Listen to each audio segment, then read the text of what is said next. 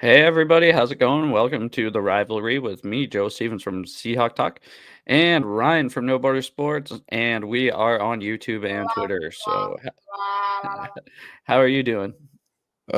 Depressed. Depressed as any 49er fan would be at this time. Now you guys kind of feel my pain. Last season, talking to you guys were definitely flying a lot higher than the Seahawks are, considering we just got our asses kicked, but we're still in it. And there was a point last year where I was like, do I really want to go on and talk about the Seahawks? But I had to. It was my moral obligation. Moral obligation. Yep, that's why I'm here.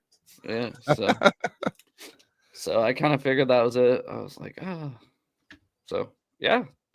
Anyways, how was the game? It was on Thursday, so you've had a lot of time to To what? Process it? that was embarrassing. I didn't watch it again. Digest it. Yeah. Let's just talk about some things that stood out to me because I kind of was at a restaurant and kind of keeping my eye on it and did talk shit in a 49ers group chat that I'm in which you know a lot of the people. Yeah. Let's just talk about the number one. How about Debo Samuel? Ooh. That's what I want to get into. Yeah, what do you want to know? That slant that he dropped. Oh, I was watching when that happened. Happened. It was gifted. Dude, I could have caught that and got it. I wouldn't have scored a touchdown because I'm slow and fat. I'd have got the first down, though. I almost guarantee I would have got that first down. I've heard people try to downplay it and be like, well, we ended up getting 3 points off that drive anyways. And I'm just like, bro. You got 7. You could have got 7. Could have got 7. Yeah, that game was a shit show. For both teams. Yeah. We started out great on defense, just freaking smacking them in the face. They couldn't do shit. And then Greenlaw went out of the game at halftime or a little bit before halftime, and they were actually able to start moving the ball once he came out. They couldn't do shit when he was in the game. And then we had a player decide to not want to come in. That's what I wanted to. That was after Debo. I was bringing that one up. Okay. That was stoked. I was stoked on that. So first thing I want to say this about Debo. Okay. Debo isn't the same Debo. He's just not. But we're kind of the reason that he's not Debo. I'd say kind of half. It seems like he's a little heavier than he has been, but there was the year when we didn't have a running back and we used him as a running back, and he was doubled over in pain in the playoffs. Because it worked great. It worked great, but he's paying for it now, I feel. Yeah. And I feel the fan base is all upset about him not being able to perform and do this or that. And I think, well, it's because he was such a team player when we needed him. He made the sacrifice then to be paying for it now. And so I see these people mad at Debo, and I just can't be. I wish there would be a way to, without hitting the cap, that you could, without, it hitting the cap, if you could just pay somebody the rest of their salary and move on. That's kind of what I'd rather do. You know what I mean? Instead of, I would pay him years, because I believe he deserves every penny of his contract. Every penny of his contract. I believe he deserves it. He hasn't been as good as of late. He still was having some good production, some all right production in the game against the Chargers, but he knew it. And also, after complaining about not getting the ball, I don't really follow if he was complaining or not. I just know something was said about he didn't get enough touches or something because he was 2 for 20 or whatever. But I don't know how much that's going to change because we've seen what he can do. So yeah. I don't know. I just it just yeah, I don't know. It is also too I'm not gonna name any names or anything, but on Twitter, there are a few 49ers fans that like to just talk shit about that. They are quick to turn on whoever they don't like that's on their team. it is well, now we have seen that in the Seahawks fan base, though. We have seen that in the Seahawks fan base, but not so much at all lately because the 2012s kind of dwindled out and you've kind of just got the real fan base kind of left. You know what I mean? So we don't see that as much anyways, but yeah. And it's probably, there was one of them. It was like somebody got cut.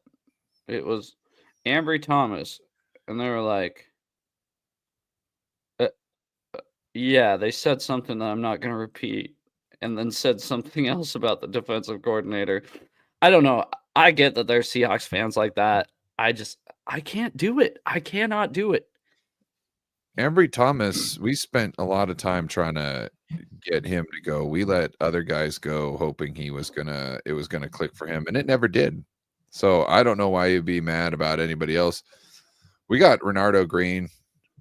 We got guys on the come up who will be locked down. We got Demo on one side, and we got Renardo Green's going to be coming up on the other side. Yeah. The 49ers are in a rough fucking spot right now. In this season. And you know it's hilarious. I because of how shitty we've been doing lately, I kind of have not been I haven't been looking into anything, you know, like what the like the talk on the street is and whatnot, right? I haven't really been worrying about YouTube channels and like watching people's videos but today I was like, maybe, you know, going on with Joe, maybe I should see what the news is. And seeing somebody, I think it was Guy Haberman, and he had, I can't remember what the name of it, but the thumbnail grabbed me. I was like, oh, something big for the 49ers. What is Guy talking about? They're talking about next season's schedule already. And I was like, oh, yep.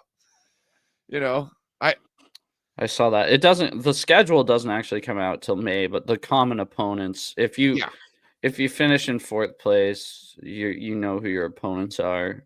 Yeah. I don't know. Which this is where we're at. This is where we're at, guys. I think we should be spending time talking about all the players that we really like who might not be here next year. Yeah. Well, let's be honest. Let's talk about Devondre Campbell really quick before we move on. Oh yeah. Boy, when I saw that, I thought that was pretty funny. There's me. So what did you see? Did you see him like leaving the game, or did you just see the pictures afterwards, like the day afterwards, later that night? Night, I saw the video and then the context, and then I saw the interview with Shanahan. And he said he wasn't going in. And they're like, "What do you mean?" And he goes, "He said he wasn't going in." So I saw that was pretty funny. I saw a lot of memes with the boss saying, hey, you need to come into work tomorrow, and then he sends a response of a picture of Devondre Campbell, and then the boss said, what does that mean? And then his response is, I'm not coming in. Just send a picture of Devondre Campbell now for when you want to quit. Yeah. You give him 14 pictures of Devondre Campbell to let him know I think you're putting in your 2 weeks. Yeah, exactly. Yeah, just So one thing I heard is John Lynch, usually very composed about shit. You know what I mean? He even killed this and that. I heard John Lynch went in and was like, well, this is what I'm guessing. I heard he got upset. So he was probably, hey, what the hell is this? You don't fucking, what the fuck? You don't fucking, you know what I mean? I could just see him going, who the fuck? You know what I mean? Like, to me, he dishonored the game there. Okay. You got talented people on all teams, and it takes everybody. You saw his dumbass saw how lights out the defense played in the first half when his ass was on the bench and Dre Greenlaw was in there. If he was if he was a coach, would he be putting himself in, or would he have Dre Greenlaw out there? He would have Dre Greenlaw out there if his ass was on the line for as a coach. He wouldn't be worried about a player like him. He wouldn't be worried about that when his ass is on the line as a coach, and yet he's sitting here going, well, shit, you guys put me on for who? For Dre Greenlaw? Oh, fuck, well, I ain't going to go out and play for you. Why even show up for the fucking game? Why even suit up? Right, yeah. Well, because there was Jamal Adams, and it never got officially reported, but everybody's idea was kind of like he got benched, and then he was inactive the next week, and then he was inactive the rest of the season because he got benched. And we're assuming that's because he was like, I'm not just going to sit on the bench. And we said, okay. Then you're inactive. I don't know if this guy for the 49ers was like, yeah, if I need to go in, I'll play. Fucking psych. I ain't fucking going in there. Fuck you. I don't think it was. I think when he realized that they needed him, he was like, you know what? I'm going to be a little bitch about this. And then they're going to have to come and cry to me about that. Fuck that. You know what happened? John Lynch went to the NFL. I don't know if it was straight to the commish, but he went to the fucking top people in the NFL. Is like, I just want to make sure that I can suspend his ass without pay and still keep him on my book so he can't go to another fucking team, get some more money, and be a dumb bitch over there. Mm-hmm. So when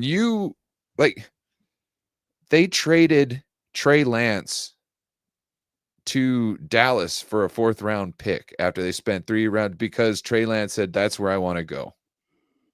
They're willing to do things that other teams won't just because a player asks them to, but they're also willing to go as far as they can as a team to make a fucking example of somebody who isn't a team player.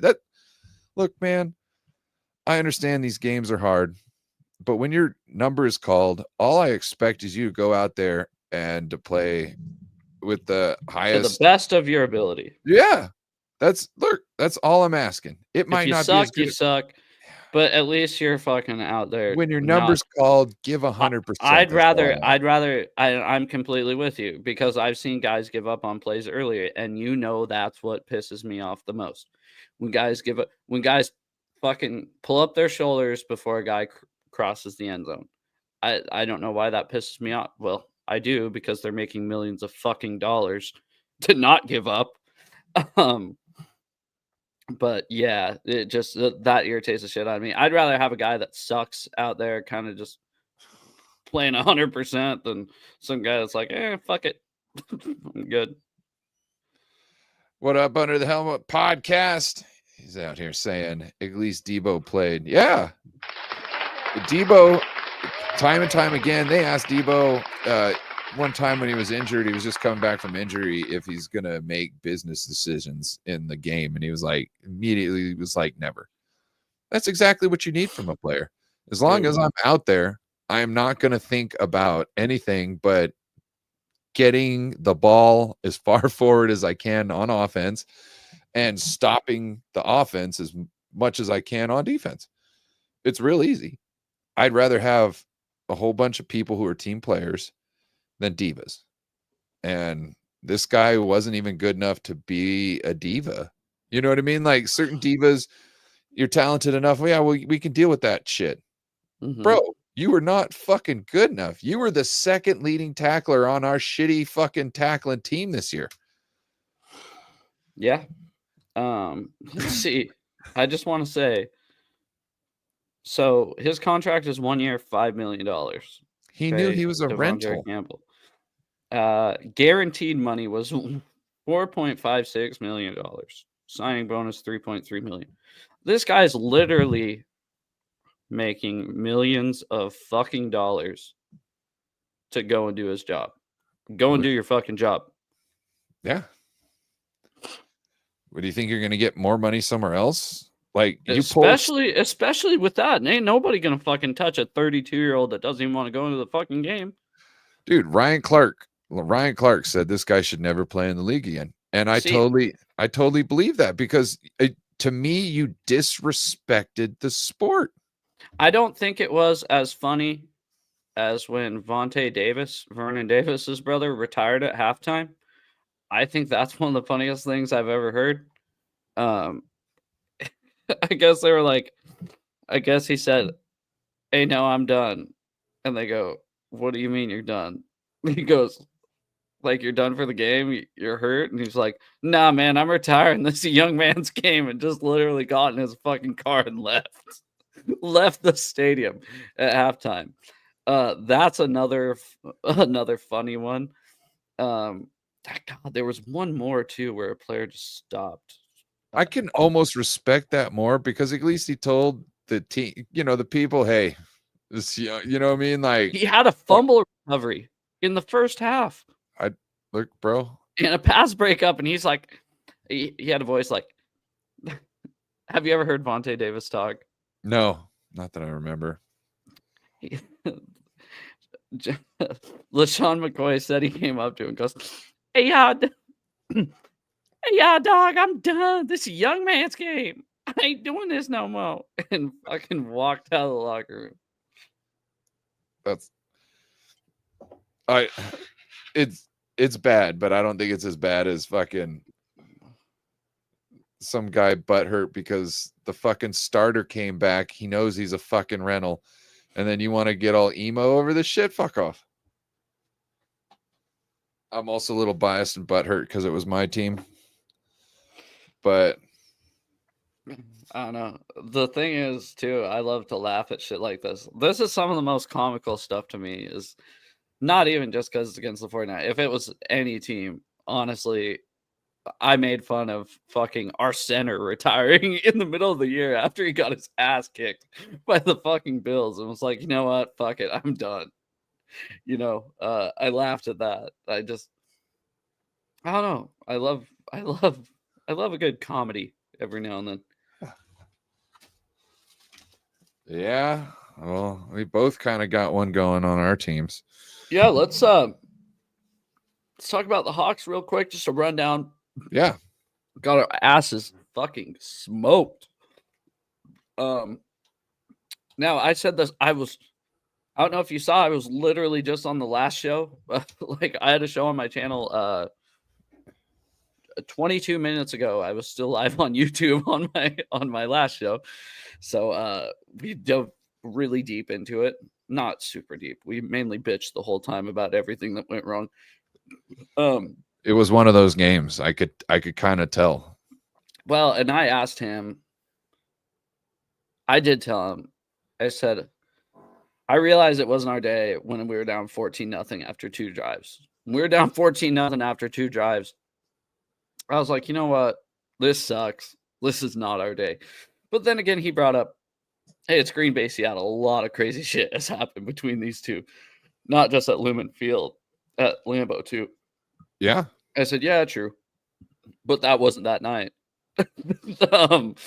Last night, or 2 nights ago, was not that night. It wasn't. From what I saw, it didn't look like it was a crazy shit type of game. It looked more like it was you just getting your ass kicked in. Well, and to be fair, the second half, the defense played really, really good. The defense played. They were finally stopping the run, finally stopping the pass. But that first half, boy, the offense did what they want at will. I mean, it was embarrassing. And the offense couldn't move the ball. And yeah, nobody could get open, couldn't run the ball, couldn't pass protect. Our center goes out. So all of a sudden we're back to shitty snaps like the guy that fucking retired a month ago. And which is a fucking crazy thing to even think about. But then the biggest hit was when Geno went out. and hurt his knee. So like I said, I like to say from my perspective, especially when I'm there, because it's so much different than TV. Because I talked to my friend after the game or the next day, and I was like, "Yeah, dude, I knew he was." Usually, when an injury happens, right, there's a big line of players around. You're like trying to look who got hurt, And with Geno, he got up, started walking to the sideline, and then fell down, or like just went down, like in the middle of walking to the sideline, started holding his leg. I told my friend that. He goes, he didn't walk to the sideline. And I'm like, am I like going fucking crazy or something? I was like, he's like, I didn't see him get up. He got hit. They played replay, and then they showed him still down. And I was like, I had to find an angle where they found him walking to the sideline and going back down just to realize that I wasn't crazy. That I wasn't like imagining seeing number 7 walking off the field and then going to the ground. Got an update on him today. I guess they're hopeful he'll play, but there's nothing back, right? We don't even know what's wrong with him. He came out limping out of the tunnel in the middle of the third quarter, close to the end of the third quarter, and he didn't look like he was ready to walk, let alone run. But yeah, there's that. Our backup quarterback absolutely sucks. He's terrible. If you want to hear 2 people bitch about one guy, go to my last video and listen to us bitch about Sam Howell because he was god awful.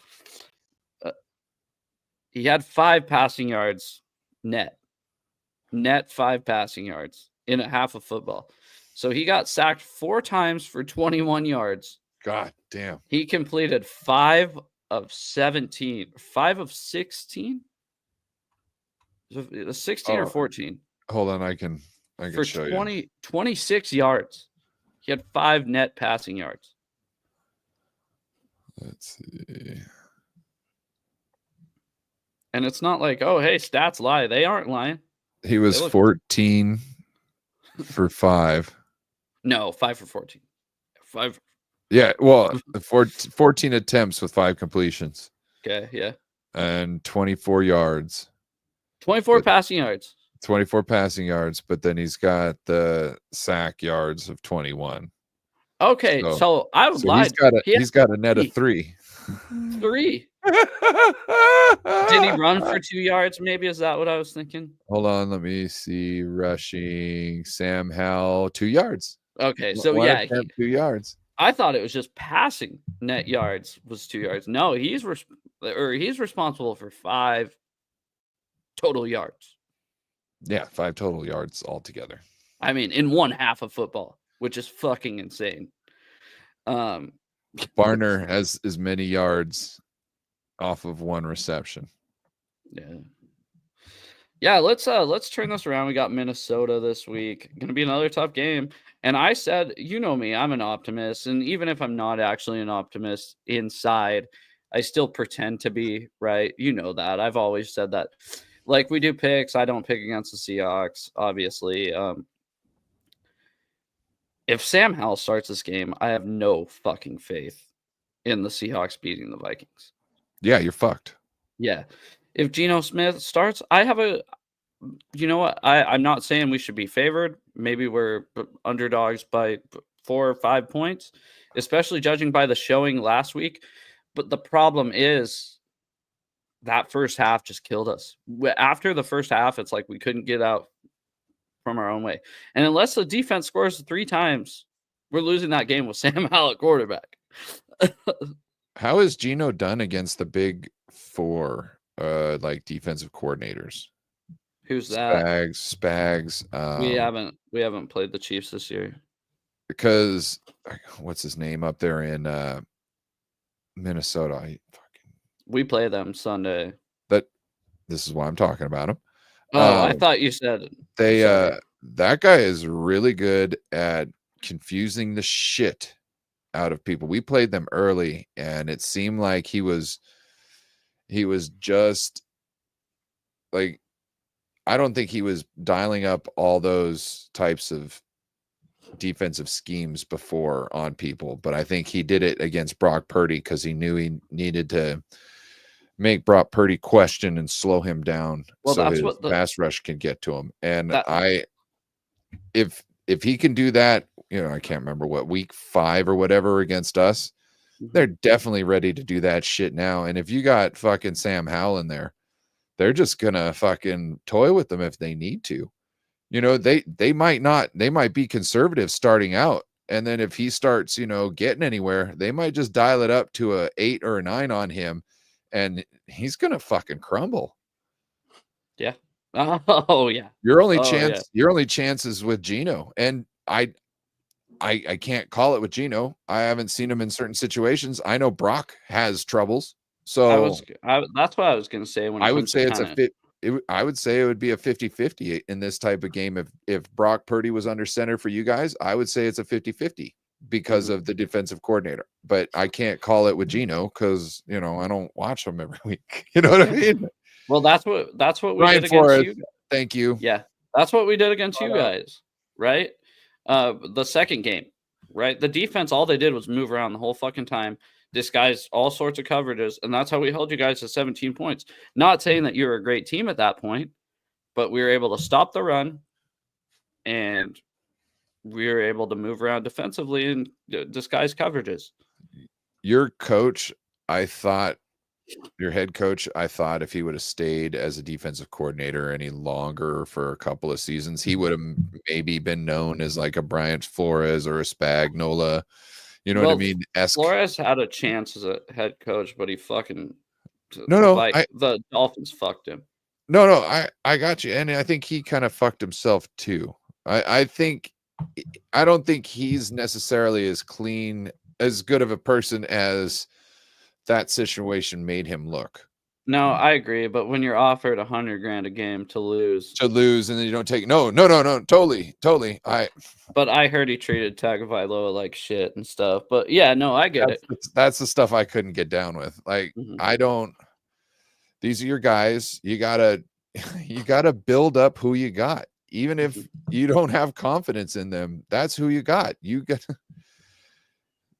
like in the military. I've heard people say, you're grouped with a whole bunch of guys, and some of them you don't even really like. But when shit hits the fan, you're all brothers, you're all family out there, and these are the guys you got to deal with. So you got to, you know what I mean? You got to make the best of everything you got, and you can't just sit there and complain and sulk and fucking treat somebody like shit because you wish you had something better. You just have to fucking look. Dan Campbell went into fucking Detroit, and what did he do? He didn't make any fucking excuses. He just fucking had a plan. He made his fucking game plan. He lived and breathed it. All the fucking players that he buys in on that shit. Look at where they're at. 49ers kind of did the same thing. But, Dan's more of a leader of men than Kyle Shanahan is. Let's not forget, though, how many people fucking made fun of Dan Campbell. The same people that are rooting hard for Dan Campbell right now because they jumped on the Lions bandwagon were the same people fucking laughing their asses off at him when he first showed up as the Lions coach, saying, "Oh, we're gonna bite kneecaps." Everybody was laughing their ass off at that shit, saying this wasn't gonna, saying this guy ain't gonna last a week in the NFL, right? He's too corny. I don't remember any of that. Well, I just remember people laughing at that, but it wasn't like that. Oh, this guy's an idiot. It was more there was a lot of this guy's an idiot. Oh, really? There was a lot of this guy's an idiot. Even on shows like First Take, shows like the Pat McAfee show. They were not making fun of him. They were laughing with him. Go back. I don't think they were laughing with him. I thought they were. I thought they were like fucking stoked that they had a dude that they would like. They envision themselves as that dude, and they see that dude get that job, and they're like, hell yeah. And also, like, who wouldn't want to have a beer with Dan Campbell? Right? You saying you wouldn't want to have a beer with Dan Campbell? Who are my other options? Oh, would I? Yes, but if I had other options, maybe I'd choose somebody else. Well, obviously, if you had other options, there's a chance you would choose somebody else. That's what I mean. So I'm give me going to an go option. out on a limb. I'm not. Give me some other options, dude. This is a boring ass fucking Jeffrey Dahmer. Okay. That's still an interesting conversation right there. Yeah, no, give me not serial killer options. I'd appreciate that. He can't kill you. You're just sitting around having a beer. You know what I'm saying? He's not going to try and like. I'm taking Dan Campbell in that fucking situation. Yeah, see, Dan Campbell. Let me ask you, who would you rather have a beer with? Dan Campbell, Andy Reid, Mike Tomlin. Probably Mike Tomlin. Yeah, but he'd treat at the moment shit the whole time though. Andy Reid, like I'd rather sit down with like a Bill Belichick over all of them because I just want to ask him questions. But no, just have beer with. Just talk back and forth. Still gonna have beer questions, football questions with Bill Belichick over a beer. He's probably the most accessible one out of those four right now. So. So there's this show on Netflix called Abstract, and I really like it because they follow like essentially somebody who's kind of what you would call an artist, and their different disciplines are totally different. And what it does is you get to kind of see what their process is. It kind of, you know, how they kind of do their little trick or whatever. Mm-hmm. And no matter what you're into, it's kind of interesting to see how somebody else has a process, and it kind of gives you ideas into how you can change your processes. Best wingman ever. Oh, you know it. See, I read that first different, but it took literally a half a second for me to realize what you meant by that. Bro, if you bought him enough beers, he would fall on the grenade. I'm telling you. But no, what I'm saying, he's a homie, is he'd be the best fucking wing eater ever. I could see him chowing down some fucking wings talking to you about some dumb shit. I just watched a video, and who they say was it? Fuck. Never mind. I'll shut up. I just watched a documentary about the song "We Are the World," and somebody said that one of the singers in there was the best at eating wings ever. Can't fucking remember. I'm actually the best. The lead singer. Who's the lead singer of the Commodores back in the day? Then he broke up. Lionel Richie. I'm the best at eating wings. You're not. Yes, I am. Oh wow, I'm watching your Seahawks coast to coast right now, Joe. Thanks. Hey, I just gave it a like. Yeah, make sure to comment on that while you're there. What do you want me to comment here? Hey, good show, guys. Great show, you too. Let's get into some other NFL news because I really don't want to talk about what the point of this show is right now. I'm just not in the mood. Jameis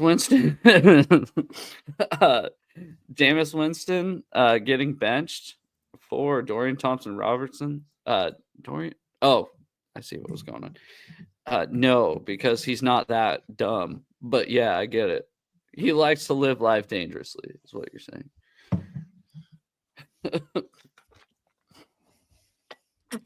Dan Campbell's not hitting on 17, especially when he's playing third base. All right. Do you know what that means? No. So in blackjack, think of everybody sitting around the table who's not the dealer as essentially on a base. So third base is right before home. The dealer's kind of home, I guess, as far as that thing. And when you hit on 17 and the dealer's got showing a face card or something like that, you're not supposed to hit on that because you might take the 10. You might lose your hand because taking a 10 on 17 and then taking it away from the dealer who, if they haven't already showed and they have 21, because if they've got a face card and the ace is down, then they'd already have a 21. So if you give them that face card, then it'll be 20 plus whatever their card is that's down, which isn't an ace because they would have to call 21. So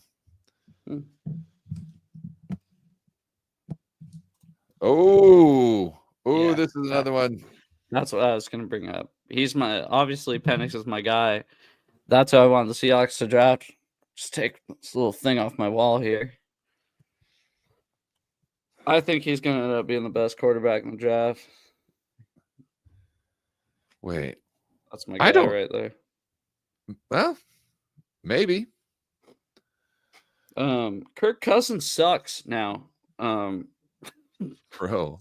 So let's talk about how this affects the 49ers. Because I know some dipshit's gonna be out there saying it. They've been saying it since Bo Nix got drafted. That's been a fucking since the moment. Penix got drafted. Since Penix got drafted, they've been talking about it, bro. Let's talk about, they don't want to pay Purdy that, $60 million contract. Maybe they're going for Big Gurko. But can Purdy really say he deserves $60 million after this year? He's gonna make it because somebody else is gonna pay him that. So he's only got one good game in the rain. Well, one game I'd say that he was I don't know, it wasn't even a fucking good game for him. It doesn't matter. Somebody's gonna pay him that money. Mark my words. Okay. Mark my words. Somebody's gonna pay him that money, and nobody's gonna end up paying him 60 mil. Bet. What are we gonna do? Gentleman's bet. How much? 10. $5? 10? 10. Okay. $10. $10. Okay. So now that we got the $10 bet down, now I'm saying that they won't pay him 60 million. Right? Is that what you're saying? You're saying that they'll pay him 60 million. Let's make sure we get this correct. 55. See, I think that's right about the number where they could go. I think they might get him for 50, but I'm thinking 55 is going to be the max. So let's do 55 and a half. 55 and a half million per year.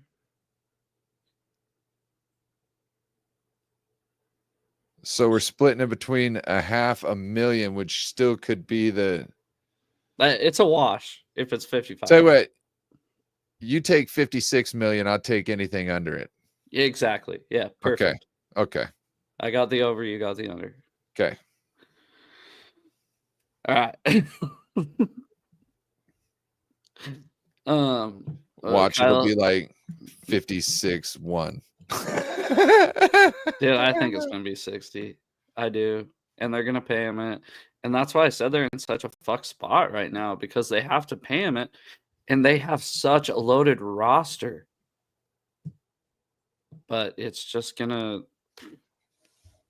they can't pay as much people giving a guy $50 million a year. The Seahawks have seen it with Russell Wilson. You can't pay everybody, and it sucks. So they're going to have to draft really well and develop talent, which I'm not doubting them. They've been able pretty to decent do. at. Yeah, they've been able to do. So it's just, well, also when we were doing it without like our first round draft pick, which, you can get extra draft picks for just moving around with that one pick. You know what I mean? But so they fucking, dude, most GMs and coaches would be fired after the Trey Lance debacle. Yeah. And they got so fucking lucky. We might almost did. They called him last minute to be like, hey, so we can guarantee that we're going to sign you as an undrafted free agent. He's like, no, you can't. But you can guarantee me on your team if you draft me. So we were even trying to just get him as an undrafted free agent. There was somebody else we were trying to pick with his last pick, with his pick. But another question is, would he even have the opportunity that he had in San Francisco? No, I don't think. That's what I mean. Even if he got in front of people, I still think they would have backup. They would have talked themselves out of it because of all the other things that he doesn't have that all the other people in his position have, which is, I think, is unfortunate. And I really appreciate Brock. I'm not saying he doesn't deserve a lot of money. I just don't think he deserves 60 million. That's what he's gonna get. Huh? Let's do our weekly picks. You ready? Yeah, because I got to take a shit. Good. I'm gonna go shit down. Gross. Let's see. I gotta find the message. Where's my pink? You need me to do it because I got the teams. No, I just had to find the message where the pick sheet was that I fill out. Oh, I don't even know anymore. Oh, Dude, you just gotta guess. I can't. I just don't know between Cleveland or Cincinnati who's gonna shit the bed. Cincinnati.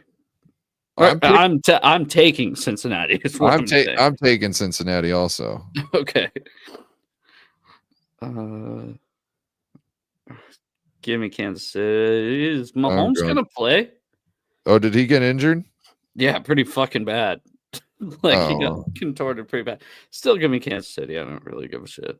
I was like, when he started talking about, oh, you got to play 3 games in 10 days or something like that, or fucking, I was like, bitch, 3 games in 11 days, and the 3 Seahawks days. had to do it too, but nobody talked about it because we're the Seahawks and not the 49ers had to do it twice this year. They had the least rest days last season. Like, shut the fuck up. He's complaining because he thinks they're not going to be able to be healthy enough to make a fucking run this year. It's like, you're not guaranteed to be able to do this shit. That's so fucking, it annoys me. Atlanta against the Giants. Oh, wait, no, sorry. Pittsburgh versus Baltimore. Or Pittsburgh give me at Baltimore. Baltimore. I'm taking Baltimore also. And then I have Atlanta against the Giants. Giants at Atlanta. I got Atlanta also. New England at Buffalo. Buffalo. Detroit at Chicago. Detroit. But this could be. This is one where you're a Bears fan. I am. I was gonna say this is one. Now, if the Bears could get their shit together, which I doubt it, but the Lions just lost their starting running back. I don't know how. Yeah. They've got 2 starting running backs, the way I see it. Yeah, they do, but it's really the best 1-2 punch in football. And when you lose the Thunder and just have the Lightning, it's a little different. Give me Tennessee at Indy. I'm going Indy. Give me the Jets at home against the Rams. I got Rams. Eagles at Washington. Give me the Eagles. I got the Eagles also. Give me the Cardinals over the Panthers. I hate rooting for them. I got the Cardinals also. Denver at Chargers. I'm taking Chargers. You're taking Chargers? That was a question? I'm joking. Yeah, I'm taking Chargers also. Oh, okay. No, it sounded like you were asking a question to yourself, like my name is Ron Burgundy. Minnesota versus Seattle. I got Minnesota. Minnesota, don't you know? I got the Seahawks. One meme which was pretty good this week. It said upcoming opponents, and it said Vikings at sea. And somebody was like, "No shit, the Vikings are at sea." It was pretty funny. Yeah. No, I got you. Dad joke. Give me Vegas over Jacksonville. I'm going Jacksonville. They still have their backup. Mac Jones is their quarterback. But that's fine. Miami or not Miami. Vegas doesn't really have a quarterback either. Give me it's a crapshoot there. Give me Tua Tagovailoa over the San Francisco 49ers. I'm going the Niners. There's a big chance we could lose this, but the Miami Dolphins are sucking too. God, they are the complete most wishy-washiest team in the league. At least we know why we are not good this year, and it's because we've crumbled apart in penalties, and our defensive coordinator kind of took the first half of the season off. I think he kind of didn't think about calling any blitzes there for a while, and then somebody asked him in the hey, how come you're not doing any blitzes? The next thing you know, we're blitzing on third down. It was fucking crazy. Yeah. I'm going Tampa over Dallas. Me too. Okay. And Green Bay over Hotlanta. New Orleans. Nowlands. Not Atlanta. Nowlands. Sorry. You just Hotlanta. You just offended hella people. Probably. That's fine. The big audience we have right now. I offended that would be like pissing both fan bases of the Niners and the Seahawks off at the same time. By saying Portland. Yeah. No. Portland wouldn't piss the San Francisco people off. I fucking hate Portland, bro. I used to think Portland was cool. Yeah, till you went there. Well, I had been there and it was cool. It just like all of a sudden, like, I don't know. Till I discovered that it's just Tacoma. God, it's Seattle. No, it's fucking Tacoma, dude. It has not the beauty of Seattle. It's fucking ugly. But what I'm saying is like all the people around. Tacoma's fucking lame. like a extra large Everett. Yeah, but smells like shit. So does Everett. Their historic right buildings. To the flats. Their historic buildings are terrible. Same with Everett. They used to have a shingle mill in Everett. I don't go to Everett. We used to have to. We went to a tour where it showed about the shingle thing, and like you got these guys are like sitting there smiling as their pictures getting taken, and they got like their thumb and a couple of fingers are missing because they ran their fucking hand through the saw and lost their fingers. But yeah, that's what they used to do in Everett is make shingles and lose their fingers. Oh, not bad. Not bad. What they did in Tacoma was they used to do. I think they still do it. It's crack. Yeah.